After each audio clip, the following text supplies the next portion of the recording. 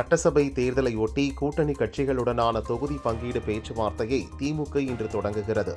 முதற்கட்டமாக இந்திய யூனியன் முஸ்லீம் லீக் கட்சியுடன் திமுக பேச்சுவார்த்தை நடத்துகிறது. கடந்த 5 ஆண்டுகளில் டாஸ்மாக் கடைகளில் 24,000 கோடி ரூபாய் ஊழல் நடந்துள்ளதாக எதிர்க்கட்சித் தலைவர் எடப்பாடி பழனிசாமி குற்றம் சாட்டியுள்ளார். மோடியின் மதுரை கூட்டத்துக்கு பிறகு திமுக காணாமல் போகும் என மத்திய இணையமைச்சர் எல் முருகன் கூறியுள்ளார். சென்னையில் 3வது நாளாக தொடரும் புறநகர் மின்சார ரயில் சேவையில் பாதிப்பு. ரயில்கள் தாமதமாக இயக்கப்படுவதால் பயணிகள் கடுமையாக அவதிக்குள்ளாகினர்.